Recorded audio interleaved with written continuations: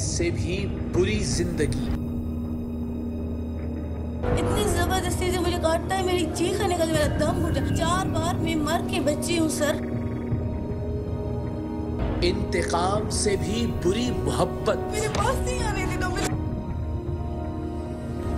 पापा चक मारता है, लाते मारता है। किताब से डले हुए थे, उनको ऐसे मरो तो मेरे कानों को जख्मी करके वो उतार दिया। मोहब्बत के नाम पर वरगलाई जाने वाली लड़की बाजियाब करवा ली। मैं इसको कभी नहीं माफ करूंगी। मुझे बख्श दो सहरा, सहरा बख्श दो।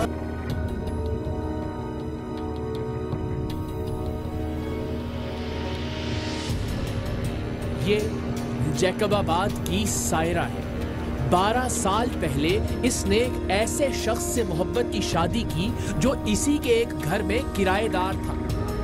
मतलब सायरा एक साहिबे हैसियत घराने से थी और उसका शौहर वक़ार एक गरीब और लावारिस तालिबे इल्म जो पढ़ाई के लिए जैकबाबाद से हैदराबाद आया था। लड़का खूबसूरत था, मेहनती भी था, क्योंकि अपनी पढ़ाई का खर्च और रिहाइश का किराया वो पार्ट टाइम काम करके पूरा करता था। सो सायरा को वो पसंद आ गया।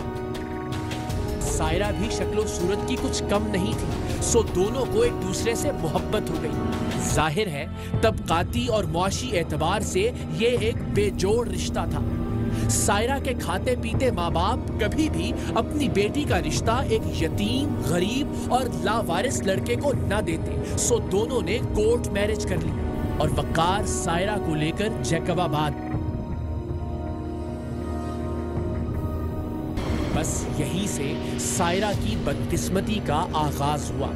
इसी दिन से इसके जिस्म और इसकी रूह पर अनगिनत गहरे और भद्दे जख्मों के निशान अपनी अपनी जगह तय करने लगे। इसी रोज से बदबू, ताफुन, सड़ान, घुटन और तशद्दुद आहिस्ता आहिस्ता इस नाजुक सी लड़की की जानिब बढ़ने लगे जो मोहब्बत के ख्वाब लेकर जैकबाबाद आई थी। वो जिस लड़के के लिए अपना घर, अपना शहर और अपने घर वाले छोड़ कर आई थी, वो उसे ऐसी जगह लाकर छोड़ने वाला था जहां इंसान मौत से भी बदतर जिंदगी गुजारने पर मजबूर हो जाए।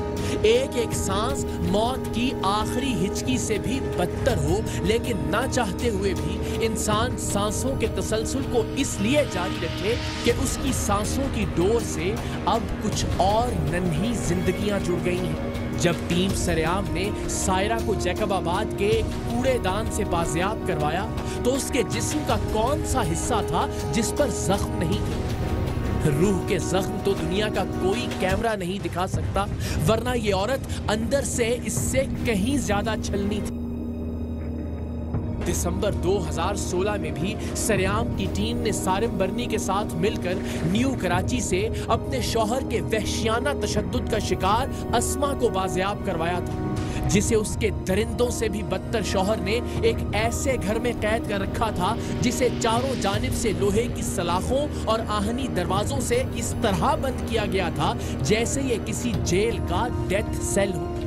अस्मा के बदबख्त शौहर ने उस पर तशद्दुद का कौन सा तरीका था जो नहीं आजमाया था? अस्मा के जिस्म की कोई एक हड्डी सलामत नहीं थी। जो हड्डी टूटती उसे खुद ही जुड़ने के लिए छोड़ दिया जाता।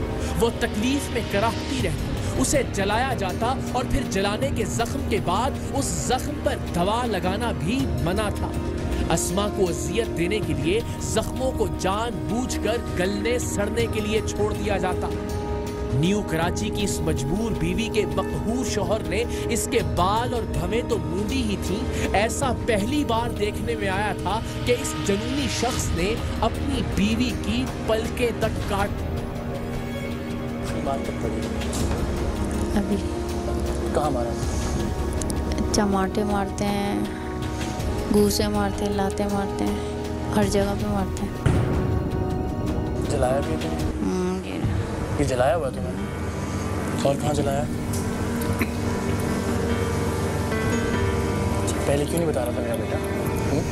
उनके सामने डर लगता है इससे? बहुत डर लगता है। डर लगता है?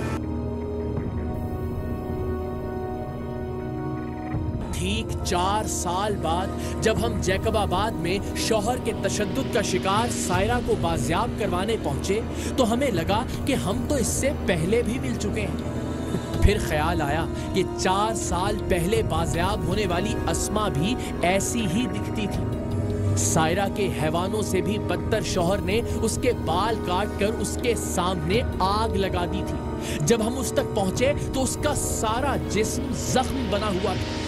अजीब वहशी दरिंदा था। अपनी बीवी के तमाम जिस्म को दांतों से काटता था, हत्ता के सायरा के नाक पर भी दांतों से काटने के निशानात थे। जरा याद करके बताइए, अपनी जिंदगी में किसी जानवर पर भी ऐसे बर्बरियत से भरे तशद्दुद को देखा है जो अस्मा पर किया गया था, या जिसके निशान अब हमें सायरा के जिस्म पर नजर आ रहे थे। जैकबाबाद की इस बदकिस्मत लड़की पर जबरो तशद्दुद की यह क़यामत इसलिए ढाई गई थी कि वो अपने माँ बाप, अपने बहन भाई, अपनी विरासत, अपना सब कुछ छोड़कर अपने शौहर के साथ आ गई थी। और उसी शौहर को यह ज़ौम हो गया था कि मैं जो चाहे इसके साथ सलूक करूं, जैसे चाहे इसे जानवरों की तरह रखूं। इसके पीछे आने वाला कौन है? इसका बाप या भाई? मुझसे सवाल कौन करेगा कि तुम हमारी बेटी से भेड़ बकरियों जैसा सलूक क्यों करते हो? सो हर गुजरते दिन के साथ इस शख्स के अंदर का जानवर और खूंखार होता गया, और सायरा जिसे वो मोहब्बत के ख्वाब दिखाकर ब्याह कर लाया था, वो और डरती गई, सहमती रही और जख्मों से चूर होती। जबरदस्ती से मुझे काटता है, मेरी चीख निकल, मेरा दम घुट जाता है। 4 बार मैं मर के बची हूँ सर।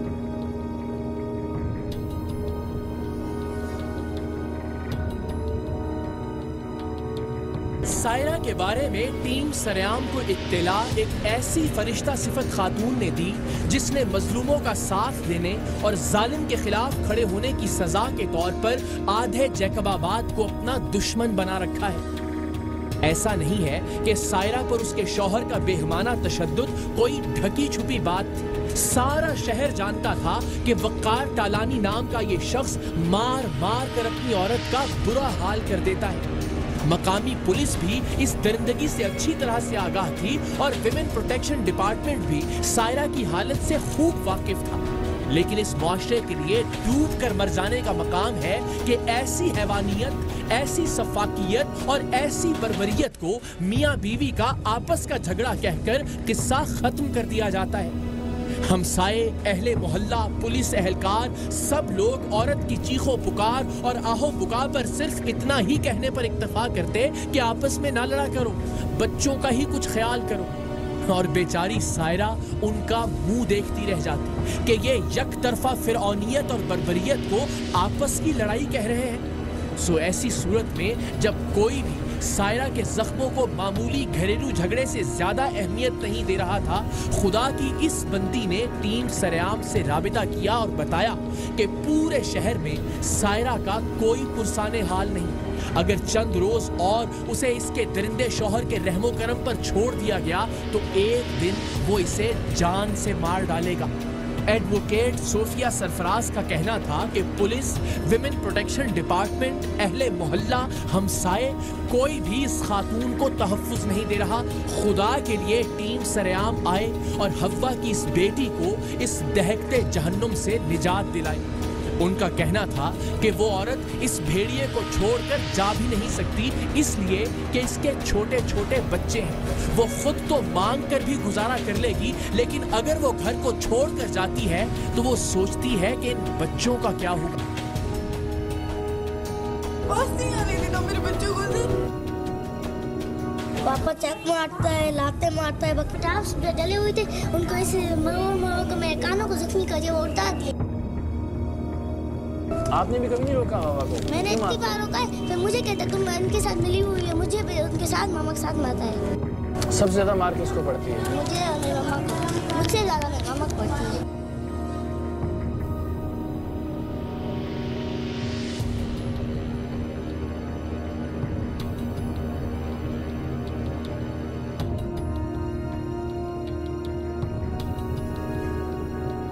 दिन रात भूखे पड़े होते हैं मेरे बच्चे, यहाँ पर रोते हैं, मुझे बुलाते, मेरे बच्चों को बस ही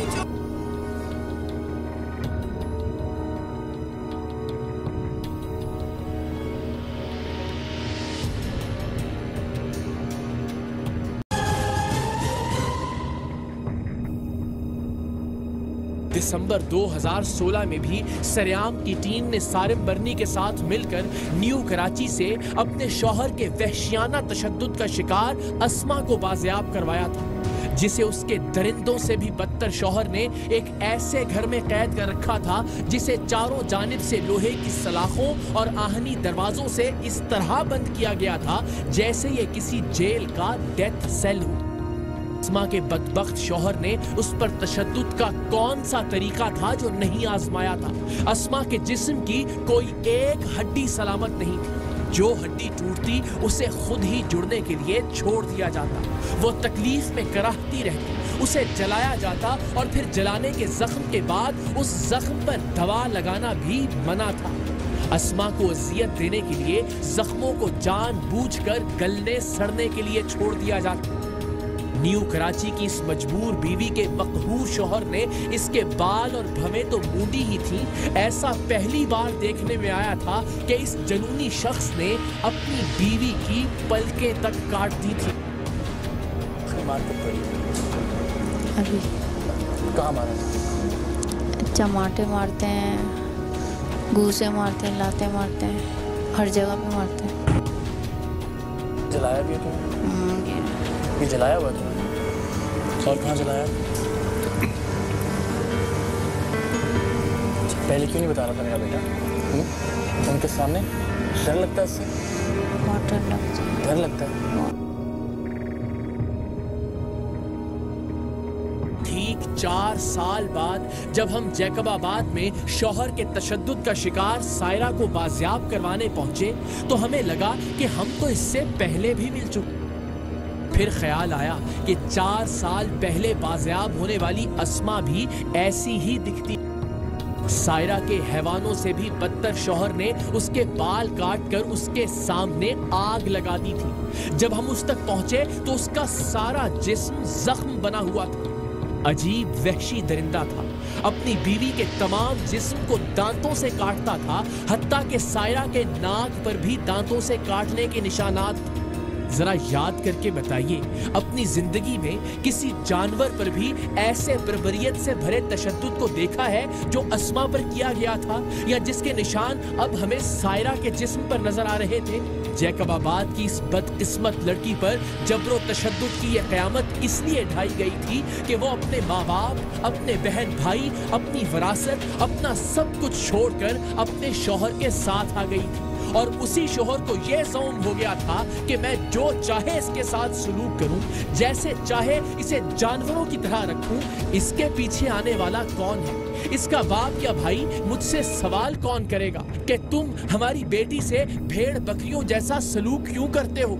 सो हर गुजरते दिन के साथ इस शख्स के अंदर का जानवर और खूंखार होता गया, और सायरा जिसे वो मोहब्बत के ख्वाब दिखाकर ब्याह कर लाया था, वो और डरती गई, सहमती रही और जख्मों से चूर होती रही।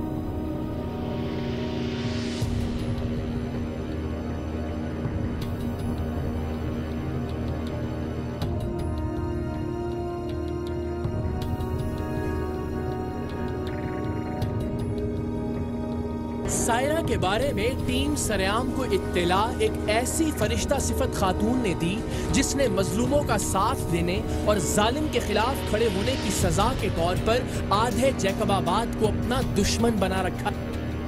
ऐसा नहीं है कि सायरा पर उसके शौहर का बेहमाना तशद्दुद कोई ढकी छुपी बात थी। सारा शहर जानता था कि वक़ार टालानी नाम का ये शख्स मार मार कर अपनी औरत का बुरा हाल कर देता है। मकामी पुलिस भी इस दरिंदगी से अच्छी तरह से आगाह थी और विमेन प्रोटेक्शन डिपार्टमेंट भी सायरा की हालत से खूब वाकिफ था। लेकिन इस मुआशरे के लिए डूब कर मर जाने का मकाम है कि ऐसी हैवानियत, ऐसी सफाकियत और ऐसी बर्बरियत को मियाँ बीवी का आपस का झगड़ा कहकर किस्सा खत्म कर दिया जाता है। हमसाये, अहले मोहल्ला, पुलिस एहलकार, सब लोग औरत की चीखों पुकार और आहो पुकार पर सिर्फ इतना ही कहने पर इक्तफा करते कि आपस में ना लड़ा करो, बच्चों का ही कुछ ख्याल करो। और बेचारी सायरा उनका मुंह देखती रह जाती कि ये यकतरफा फिरौनियत और बर्बरियत को आपस की लड़ाई कह रहे हैं। तो ऐसी सूरत में जब कोई भी सायरा के जख्मों को मामूली घरेलू झगड़े से ज्यादा अहमियत नहीं दे रहा था, खुदा की इस बंदी ने टीम सरेआम से राबिता किया और बताया कि पूरे शहर में सायरा का कोई पुरसाने हाल नहीं। अगर चंद रोज और उसे इसके दरिंदे शौहर के रहमो करम पर छोड़ दिया गया तो एक दिन वो इसे जान से मार डालेगा। एडवोकेट सोफिया सरफराज का कहना था कि पुलिस, विमेन प्रोटेक्शन डिपार्टमेंट, अहले मोहल्ला, हमसाए, कोई भी इस खातून को तहफ्फुज नहीं दे रहा। खुदा के लिए टीम सरेआम आए और हव्वा की इस बेटी को इस दहकते जहन्नुम से निजात दिलाई। उनका कहना था कि वो औरत इस भेड़िए को छोड़कर जा भी नहीं सकती, इसलिए कि इसके छोटे छोटे बच्चे हैं। वो खुद तो मांग कर भी गुजारा कर लेगी, लेकिन अगर वो घर को छोड़कर जाती है तो वो सोचती है कि इन बच्चों का क्या होगा।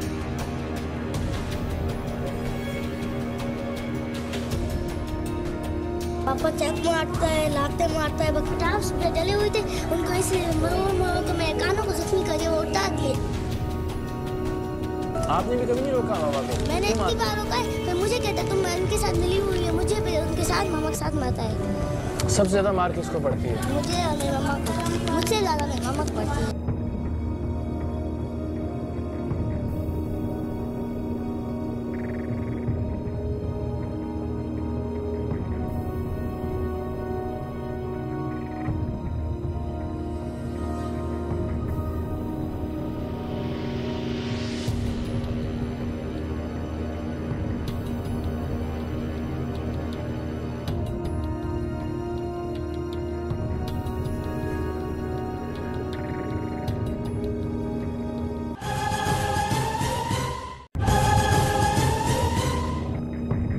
एडवोकेट सोफिया सरफराज ने हमें इस औरत की तस्वीर और वीडियोस भेजी तो हमें अपना दिल बैठता हुआ महसूस हुआ।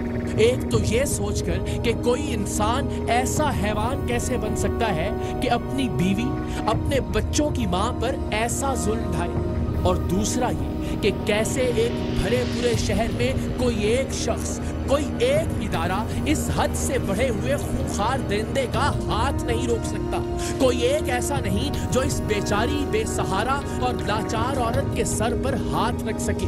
तस्वीरों और वीडियोस में सायरा की जो हालत थी, जैसे उसके चेहरे और सारे जिस्म पर मार पीट और जिनसी सफाकियत के निशानात थे, उन्हें देखकर एक लम्हा भी रुकना मुमकिन नहीं था। हम अगले ही रोज कराची से जैकबाबाद के लिए रवाना हुए। एडवोकेट सोफिया सरफराज ने बताया कि ये वहशी दरिंदा सुबह के वक्त हमें घर पर मिल सकता है, सो कराची से लाड़काना पहुंचकर हमने रात वहीं इंतजार किया और अगली सुबह 1.5 घंटे का फासला तय करके जैकबाबाद पहुंचे। इस सारे मामले को हम इंतहाई खुफिया रखना चाहते थे। टीम सरेआम की जैकबाबाद में मौजूदगी की भिनक अगर किसी को पड़ जाती तो खदशा था कि बात किसी तरह इस बदबख्त शौहर के कान तक भी पहुंच सकती है, इसलिए कि इसकी और इसकी बीवी की लड़ाई इन दिनों बहुत से शहरी हलकों में मौजूए बहस थी। यूं तो इसे लड़ाई कहना सरासर नाइंसाफी और ज्यादती है। इस औरत का जख्म, मुरझाया हुआ चेहरा, वहशी पने से काटे हुए बाल और जिस्म के हर हिस्से पर वहशत परस्ती के निशानात चीख चीख कर बता रहे थे कि ये मियाँ बीवी की लड़ाई नहीं, बल्कि शौहर की जाबिराना और हाकिमाना सोच का अमली मुजाहिरा है। इसकी नाम निहाद मर्दानगी का घटिया सबूत है, और वो भी सिर्फ इसलिए कि ये उसकी मोहब्बत में अपना घर बार, अपने रिश्तेदार सब छोड़ आई थी, और अब उसके पीछे आने वाला कोई नहीं था। जबरदस्ती से मुझे काटता है, मेरी चीख निकल, मेरा दम घुटा। 4 बार मैं मर के बची हूँ सर। पापा चक मारता है, लाते मारता है। किताब पे डले हुए थे, उनको ऐसे मरो के मेरे कानों को जख्मी करके वो उठा।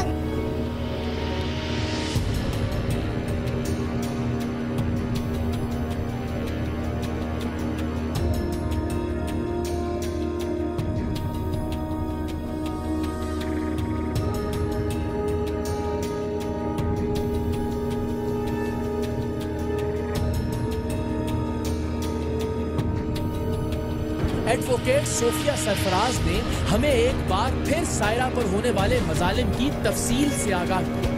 उन्होंने ये भी बताया कि कैसे सायरा के शौहर वक़ार की जानिब से उसके रिश्तेदारों पर किए जाने वाले एक केस और उस केस में उनके वकील होने की वजह से उनका वक़ार के घर आना जाना हुआ। और वहीं उन्होंने सायरा की हालत ज़ार देखी और उसे टीम सरेआम के लिए रिकॉर्ड किया। काट के पैरों पे मैं लफ्ज़ क्या बताऊं, किससे मारता हूँ। मैं तो उस दिन गई, आप यकीन करें, बस मैंने शो नहीं किया कि मुझे तुम्हारे मारने से कोई इंटरेस्ट है। मैं इस चीज़ को ऐसे रखती थी, मैं लड़ता को तुम्हारे ठीक है। वो तभी मैं ये कह रही हूँ ना कि मुझसे उसने चीज़ शेयर की है। समझ लो कि मैं तो यकीन भी नहीं आ रहा कि वो जिंदा मुझे मिलेगी कि नहीं मिलेगी। इस हद तक मुझे बस पता नहीं। ये 3 दिनों में आप लोगों से रब्ता रब ने करवाया। एडवोकेट साहिबा पुरएतमाद थी कि सायरा का जालिम शौहर सुबह के इस वक्त घर पर ही मौजूद होता है, जबकि हमारा ख्याल था कि पहले किसी तरह उसकी घर पर मौजूदगी को कंफर्म कर लिया जाए, क्योंकि अगर हम घर में दाखिल हुए और वो किसी भी वजह से घर से बाहर हुआ तो बस फिर वो हमारे हाथ नहीं आएगा। एडवोकेट साहिबा का इसरार था कि वो हर हाल में घर पर ही मिलेगा, सो हम अल्लाह का नाम लेकर उनके साथ हो लिए। इसके बावजूद हमने उनसे दरखास्त की कि पहले सिर्फ वो उसके दरवाजे पर जाकर दस्तक दें, क्योंकि वो उनकी वकील है। उन्हें पहचान कर जैसे ही वो दरवाजा खोले या घर में उसकी मौजूदगी की तस्दीक हो जाए तो बस वो हमें इशारा करें, हम उसी वक्त गाड़ियों से बाहर निकल आएंगे। ऐसा ही हुआ। हम जैकबाबाद के गुलजानाबाद बाजार में पहुंचे। टीम सरेआम और हमारे मकामी नुमाइंदे मूसा बलोच घर के सामने गाड़ियों ही में मौजूद रहे, जबकि खातून वकील ने वक़ार तालानी के दरवाजे पर दस्तक दी।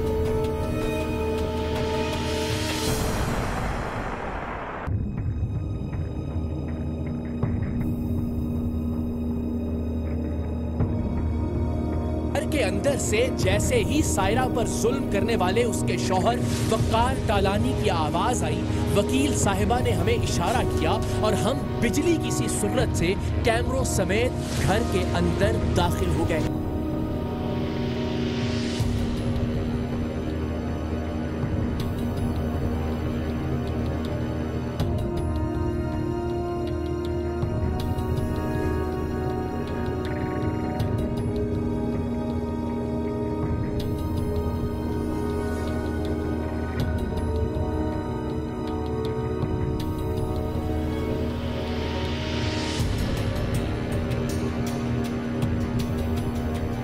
प्रोग्राम सरेआम के अब तक के 7 सालों का ये सबसे ज्यादा हैरान कुन और मायूस कुन लम्हा था, जब हमें घर के अंदर दाखिल होकर ये एहसास हुआ कि सायरा का शौहर तो घर में है ही नहीं।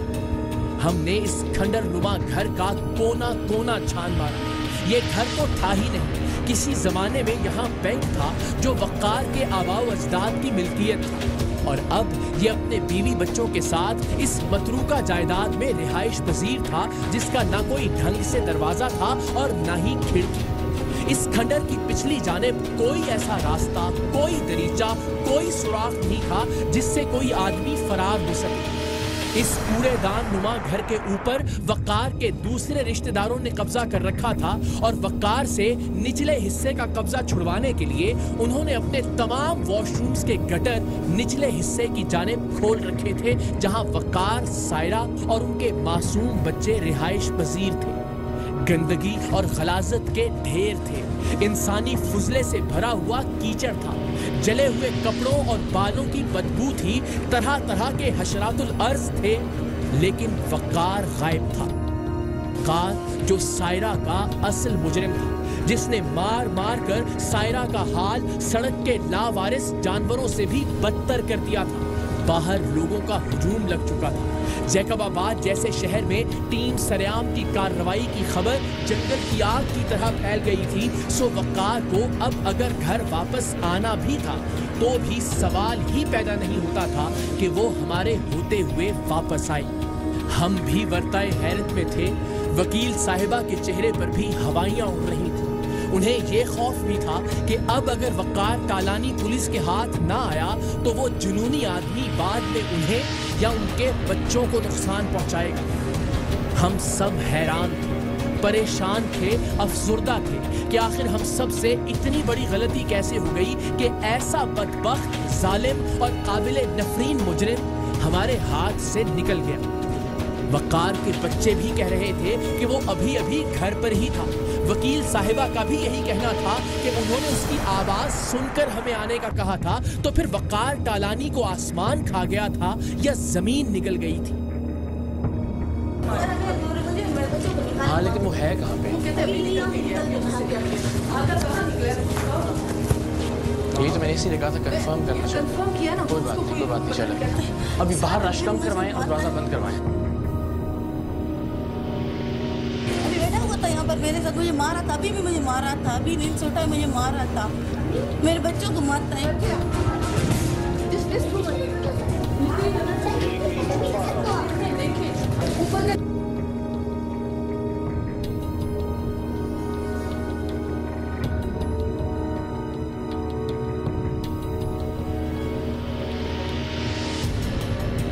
बेटा हम सारे खड़े थे, कैमरे लगे हुए थे, भागा नहीं है, पहले था ही यहाँ। नहीं यहाँ से भाग गया, बेटे ने देखा ना, निकली ना पक्का।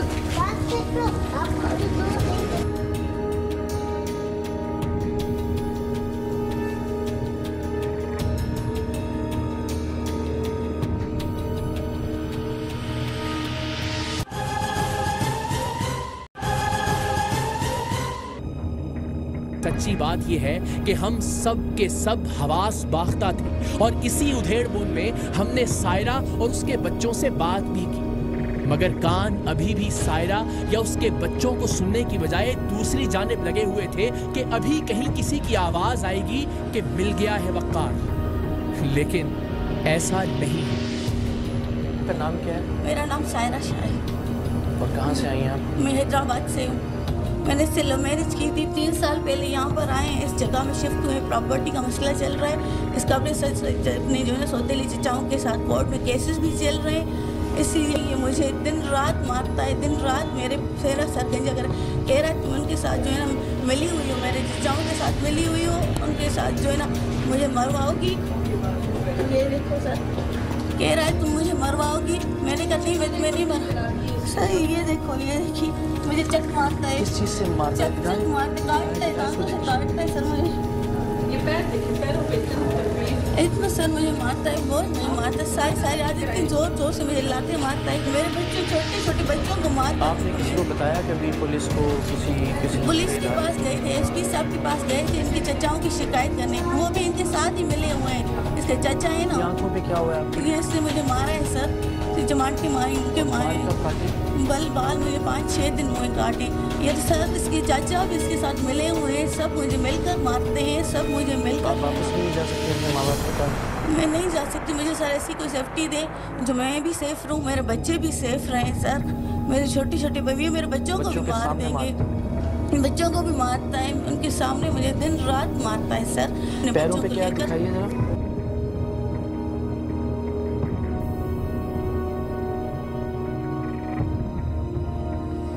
सारे जिस्म पे सर मुझे से कर रहा है, तशद्दुद करता है मुझे। आपने कुछ पढ़ी हुई आप? जी हाँ, मैं इंटर करी। जी, लव मैरिज करके आ गई आप? जी। ये निशान किस तरह से पड़े हैं बाजू पे? ये इससे काटा है मुझे दांतों से सर। नहीं, पूरा नील पड़े हैं। पूरे जिस्म पे, पेट पे भी इससे मुझे काटा है, ये नाक पे से मुझे काटा है। ये देखिए सर, मेरे कान देखिए सर, मेरे सारे बाल काट के इससे जला दिए हैं सर। मुझे इतना मारा है, सुबह 9 बजे से लेकर रात 10 बजे तक मारता है, 1 घंटा छोड़ता है, फिर सारी रात मुझे मारता है। दवाई वगैरह खाता है क्या? हाँ सर, खुद आइस पीता है, शराब पीता है, रात को भी इसने शराब पी है। ये बोतल पड़ी हुई है यहाँ पर सर, वो भी आते हैं सर। माहौल में रखा हुआ है। हाँ, ये देखिए ना, मुझे सर 1 मिनट भी ये जो ना नीचे उतरने नहीं दे रहा, कह रहा काम भी नहीं करो तुम भाग जाओगी। 3 ताले लगाए हुए बैठा है, बच्चों को पानी भी नहीं देने देता मुझे, कहता है तुम बच्चों को पानी भी नहीं दो तुम भाग जाओगी। चलो आ जाओ। ये क्या किया है रात में? सारा इसने सारे मेरे कपड़े जला दिए, जो भी कपड़े मैं पहनती हूँ वो मुझे मेरे कपड़े सारे फाड़ देता है। तो जब मारते हैं आप नहीं कुछ कहती नहीं? सर मैं इतना चीखती हूँ मारता है, कोई भी नहीं सुनता। यहाँ चौकी वाले यहाँ पर बैंकों के गार्ड्स हैं, वो भी दरवाजे पे नहीं आते, कोई मुझे बचाने नहीं आता। सर इतना मेरा दम घुटता है सर, इतना मुझे मारता है, मेरे हाथ मोड़ता है। देख रहे हैं आप, काटता है, दांतों से काटना, मर्द का काटना कैसे होता है सर, आप समझ सकते हैं। इतनी ज़बरदस्ती से मुझे काटता है, मेरी चीख निकल, मेरा दम घुट। 4 बार मैं मर के बच्ची हूँ सर, मेरे बच्चे ऐसे रो रो के वो भी बेहोश हो जाते हैं सर, फिर भी इसको कोई एहसास नहीं होता, तड़प नहीं होती सर, फिर भी मुझे मारता है। कहता है नहीं तुम गलत हो, तुम ऐसी हो इसीलिए तुम्हारे साथ ऐसा हो रहा है। मैंने कहा तुम लोगों की प्रॉपर्टी का मसला है, तुम जानो, तुम्हारे चचा जाने, मेरा क्या कसूर है। वो छोटा है ना, ये सबसे छोटा, उसको मारता है सर, उसको कहता है जाओ अपनी माँ के पास नहीं जाओ, मेरे पास नहीं आने देना मेरे बच्चों को सर।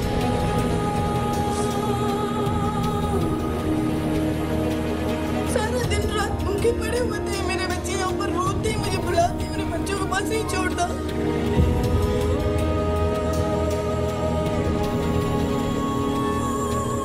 एक बार मम्मा का खून बह रहा था, फिर दूसरी बार मम्मा के सर में से खून निकल रहा था, मम्मा की याददाश्त चली गई। 1 घंटा पूरा मम्मा हमें पहचान में नहीं आ रही थी।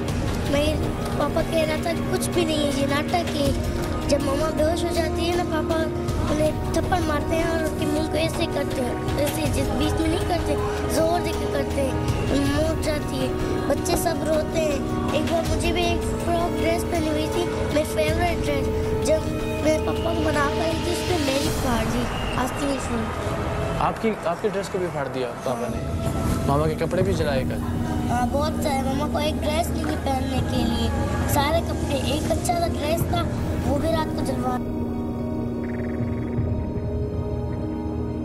हमारा अव्वलीन मकसद तो सायरा और उसके ज़हीन और प्यारे बच्चों को इंसानी फुजले की इस दलदल और इंसानी वहशत के इस दोज़ख से निकालना था। सो हमने उन्हें अपना सामान पैक करने का कहा, लेकिन दिल में ये कसक बार बार टीस बनकर उठ रही थी कि काश सायरा का जालिम शौहर भी कानून के शिकंजे में आ जाता।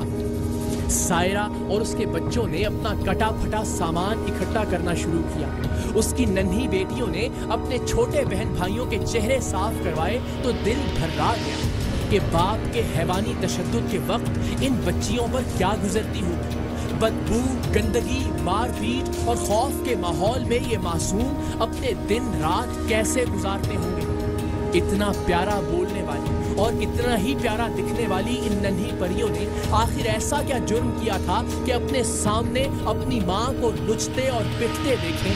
इनका रजील बाप इनके कानों की बालियां लेने के लिए इनके कानों तक को नोच डाले। इसे मारते हैं देखो। पापा चक मारता है, लाते मारता है, बाकी किस चीज उठा कर नहीं मारता, अपने हाथों से ही मारता है उसे। आपके सामने? हाँ हमारे सामने। सबसे ज्यादा कौन रोता है आपको? हाँ आओ आओ इधर आओ। उठा के मारता है, हमें मारता है। मेरे किसी ने टाप्स डले हुए थे, उनको ऐसे मारो तो मेरे कानों को जख्मी कर दिया, वो उठा दिए। फिर बोला किसने ला के दिए, किसने ला के? मेरे मम्मा के बचपन के थे। फिर वो अभी मैंने उतार के रख दिया है। मैंने इस बहन को बोला अपने उतार के रख दो, वरना तुम्हारे साथ ना ऐसा करे। आपका नाम क्या है? मेरा मनाइल फातिमा। और आपका नाम क्या है? फिजा। फिजा, मनाइल और फिजा। आप दोनों बड़ी बेटियां हो। आपको भी मार पड़ती है कभी? बहुत मार पड़ती है। उस दिन यहाँ पर हम बैठे हुए थे खट पर, तो मैं दोनों को बहुत सारे थप्पड़े मारी, लाते मारी, कहा तुम लोग। अहम तरीन खबरें अब एक क्लिक की दूरी पर। आपके पसंदीदा टॉक शोज हों या अहम मुल्की या गैर मुल्की शख्सियात की न्यूज कॉन्फ्रेंसेस, हर लम्हा बाखबर रहने के लिए सब्सक्राइब करें हमारा YouTube चैनल। मौसम की सूरत हाल हो या खेल के मैदान से खबरें, अपने मोबाइल फोन से मुल्की और बैनुल-अक़वामी अहम खबरों तक रसाई के लिए डाउनलोड कीजिए मोबाइल ऐप। बावसूख ज़राए से मुसद्दिका खबरों, तज्ज़ियों और तबसरों से मुस्तफ़ीद होने के लिए विजिट कीजिए पाकिस्तान की सबसे बड़ी न्यूज वेबसाइट www.arynews.tv। इन सब के अलावा पाकिस्तान का सबसे बड़ा फेसबुक पेज हो, सबसे बड़ा न्यूज इंस्टाग्राम अकाउंट या फिर ट्विटर, ARY न्यूज पहुंचा रहा है खबरें सबसे पहले आप तक, ताकि आप रहें हर लम्हा बाखबर।